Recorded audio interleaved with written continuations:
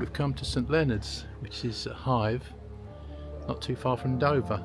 We're going to look at the ossuary, where the bones and skulls are kept. But first we're going to have a little look at the church itself.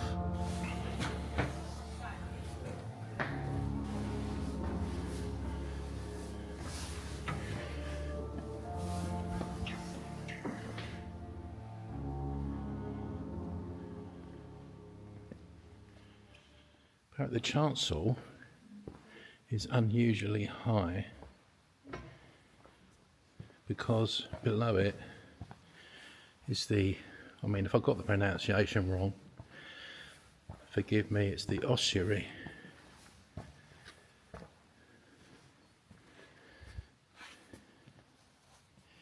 Which Sarah's demonstrating how high it is.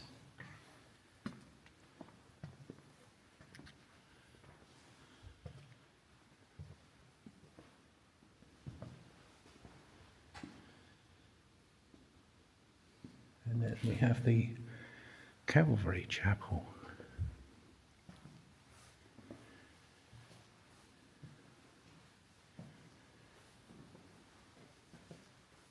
Rather large church organ at the end.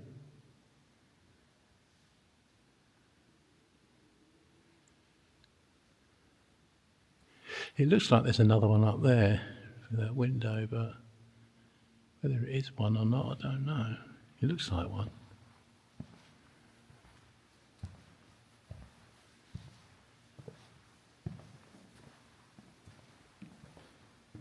Then we have St Catherine's Chapel here for private prayer. This toilet in the church has been twin toileted by toilet twinning refugees camp.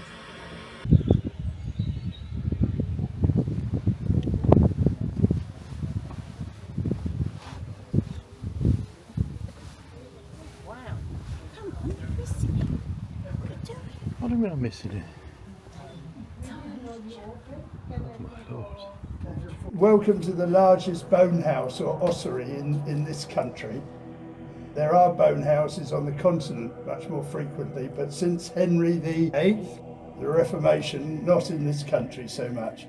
In this crypt here, and there are on these racks here and at the back about 1,000 skulls. And behind you in that bone pile there, they reckon there are enough bones, mainly thigh bones, for about 2,000 people. So the big question is, who are they and how did they come to be here? Well, if you came here 50 years ago, 100 years ago, they'd tell you they were soldiers we killed in battle. All these attackers, the French, the Danes, and all the rest of it.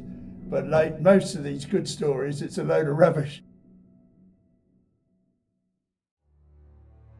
From the work that's been done by scientists and students, they've assessed that nearly 50% of the bones here are female. So unless they were Amazonian women winning the Battle of Hastings or something like that, and something like 10% children's bones, and the rest obviously male. So there's a predominance actually of non-male, so it's very unlikely to be soldiers killed in battle. But it's a good story. It went on for a long time. You see this skull here, it's got a hole in the head here, and you can see there's a blunt force trauma injury there on that skull there, and you see there's a disease there on this one. And I mean, that about sums it up. I mean, there wasn't much health and safety many centuries ago, so people did die of injuries, etc. But that hole in the head could have been a dagger. This is where the idea that it was a battle and this sort of thing. But they also, in the early centuries of the medieval times, did trepanning, where if they considered somebody to be mad, they would drill into their skull to let the devil out, or let the water out, water on the brain we talk about, and this sort of thing.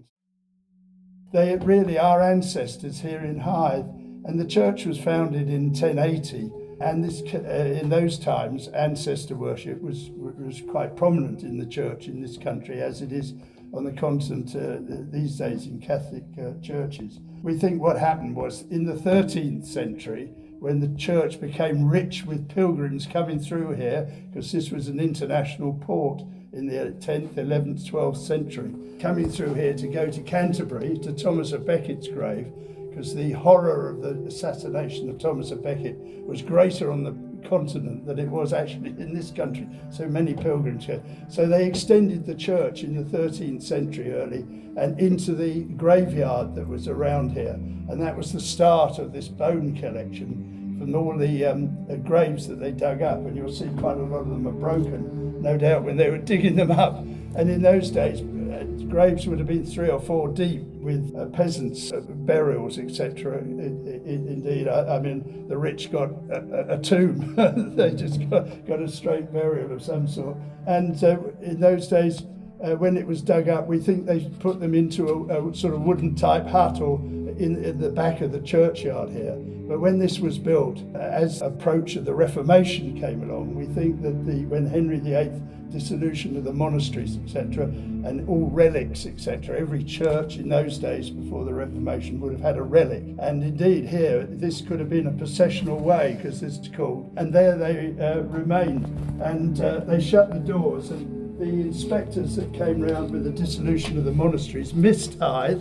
We think they might have missed a bit of Folkestone as well.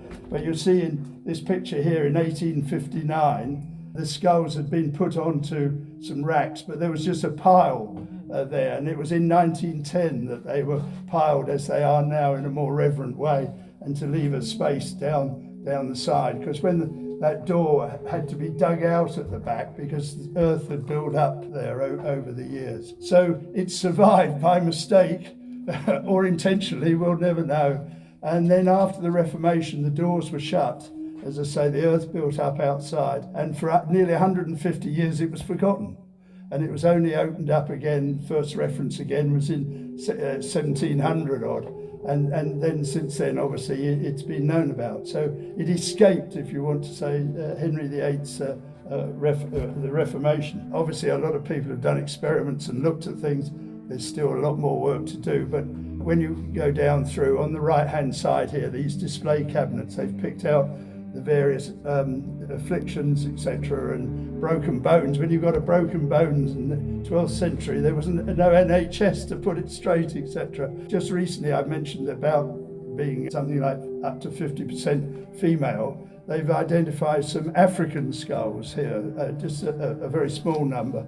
But of course this was an international trading port, and boats would have come up with wine from France and the south of France, up the coast of Spain and France to the port here. So whoever that was, they could have come here as a slave rowing the boat, or the owner of the boat, or they lived here, we'll never know.